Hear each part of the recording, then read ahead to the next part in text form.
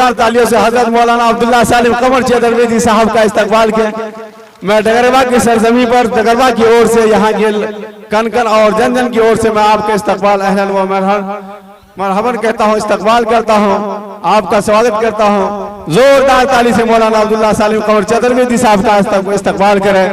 हम सब के नौजवानों की दिलों के धड़कन, बेबाक लीडर, अपनी बातों को हजारों नहीं करोड़ों की भीड़ में मुस्तैदी के और तर्क के साथ रखने वाले नौजवान आलिम दीन, हम सब के तर्जुमान जनाब मौलाना अब्दुल्ला सालिम साहब आपके बीच हैं।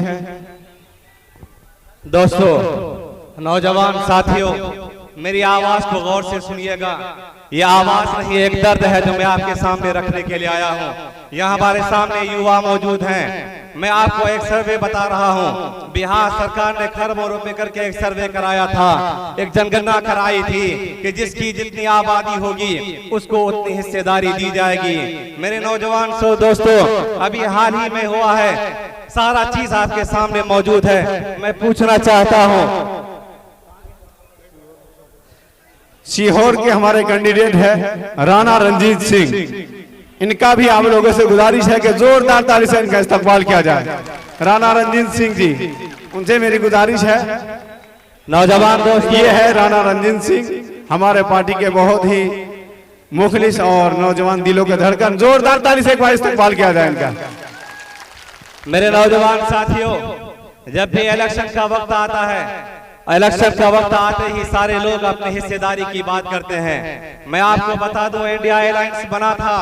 इंडिया अलायंस बनते ही सारा कुछ हो गया, लेकिन मुकेश सहनी, जिसके पास कोई विधायक नहीं है, न वह खुद एमपी है, न वह खुद सांसद है, इंडिया अलायंस बन जाने के बाद तेजस्वी यादव हमारे उप मुख्यमंत्री रह चुके हैं। वो वीआईपी मुख्य विकासशील इंसान पार्टी से समझौता करते हैं और उसको अपने इंडिया अलायंस में लाते हैं, जबकि महलदार की आबादी 10% है पूरे बिहार में मेरे दोस्तों। और हमारी आबादी और शेरशाह आबादी की आबादी दोनों से मिलाकर 13 लाख 4 हजार की आबादी शेरशाह आबादी की है इस किशनगंज, इस पूरे बिहार में।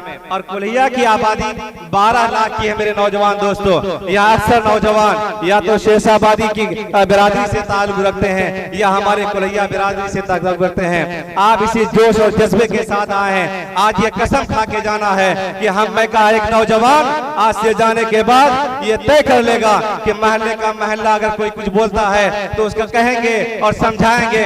बताओ मेरे नौजवान दोस्तों, बताइए मेरे बाप और दादा, ये है कांग्रेस का और ये है महागठबंधन का वो रिजल्ट जिन्होंने हमेशा हमें ठगने का काम किया है। मेरे दोस्तों, शेरशाह आबादी की आबादी 13 लाख 4 हजार है, जिसमें उनको नौकरी मिलनी चाहिए थी 21 हजार। बताइए मेरे दोस्तों, मैं सवाल करना चाह रहा हूँ, आप लोग जवाब दीजिएगा। 13 लाख 4 हजार की आबादी है और नौकरी कितनी मिलनी चाहिए? जोर से बोलिए। 21 हजार नौकरी मिलनी चाहिए थी। कितना? 21 हजार। लेकिन बिहार सरकार की नाइंसाफी शेरशाह आबादियों के साथ देखिए, सिर्फ 5500 की 5500 नौकरी दिया, बाकी किसने हमारी नौकरी खाई? इंसाफ कीजिए, अपने दिल में झांक कर देखिए, आवाज कौन उठा रहा है? हक और हुकूक की लड़ाई कौन लड़ रहा है? मेरे दोस्तों, मात्र 5500 हमारे नौजवानों की नौकरी मिली, लेकिन 15,500 नौकरी आज भी हमारी कर्ज है हुकूमत के ज़िम्मे। कौन सवाल करेगा? ये नौजवान ही सवाल कर सकता है। जब मोहम्मद बिन कासिम 17 साल की उम्र में सिंध को फतह कर सकता है, मेरे नौजवान ये तय कर लो, आज से ये तय कर लो कि हम भी किशनगंज लोकसभा को फतह कर लेंगे। हाथ उठा के बोलिएगा, फतह करने के लिए तैयार है या नहीं है? किसी के झांसे में नहीं आएंगे, किसी के दल्ले में नहीं आएंगे।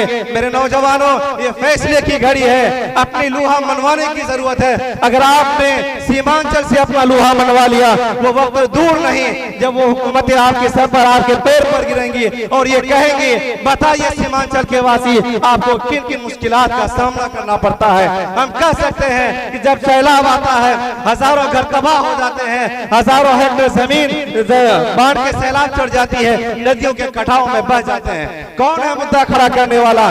जब भी इलेक्शन आएगा, अपनी अपनी बोलियां बोलकर चले जाएंगे, हमें सहला कर फुसला कर चले जाएंगे। लेकिन याद रखना मेरे नौजवानों, मैं भी नौजवान, याद बूढ़े बुजुर्ग कहते हैं, हैं कि जात और बात रही थी, डीएम थी तो डीएम और बात माने थी, एसपी थी तो एसपी बात माने थी, मुखिया थी तो मुखिया बात माने थी, मेंबर थी तो मेंबर और बात माने थी। मैं भी नौजवान हूँ, आप भी नौजवान हैं। अपने दिल के दर्द के साथ आपको भगवान बनाकर कहना चाहूंगा, मेरे दर्द को भी महसूस कीजिएगा और अपने गहर गली और महलों में जाकर ये कहिएगा।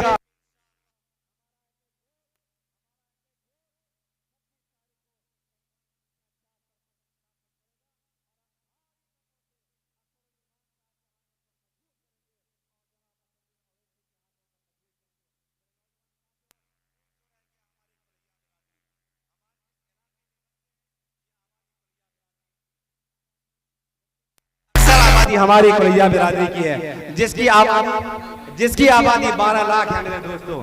कितनी है बताइए, उससे कितनी है आबादी?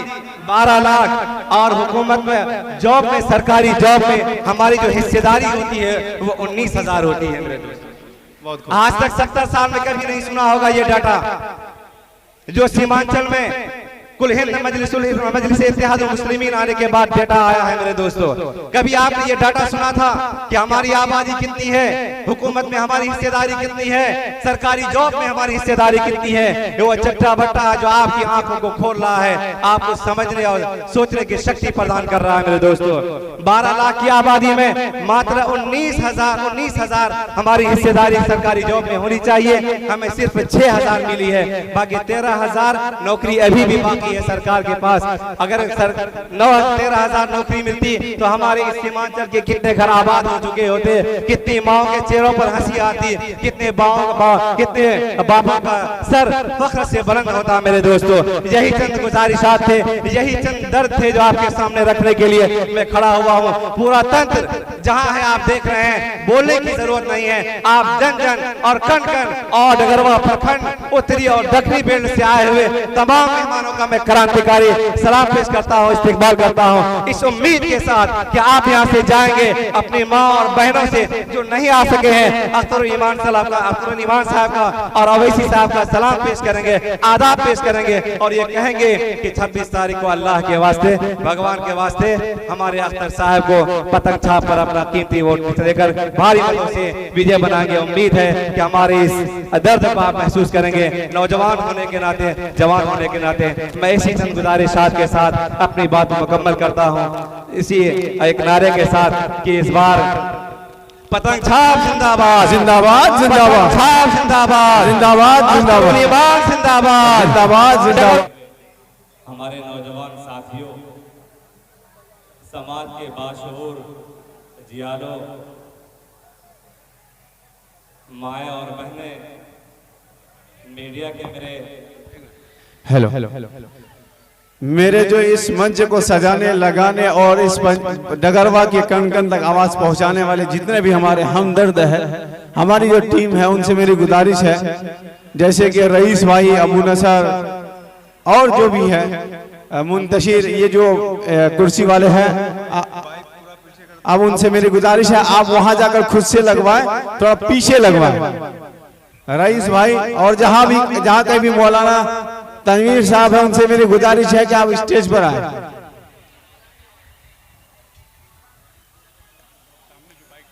ये जो कुर्सियां हैं हमारी जो माँ बहनें हैं उनके लिए है। नौजवान साथी आप लोग कुर्सी में ना बैठे, अगर जहां आप लोग कुर्सी में बैठेंगे तो फिर मुझे दूसरा नाम लेना पड़ेगा आपके लिए भी। समझ गए क्या नाम लेना पड़ेगा? मोहम्मद फला, फिर आगे लिस्ट लगा दूंगा।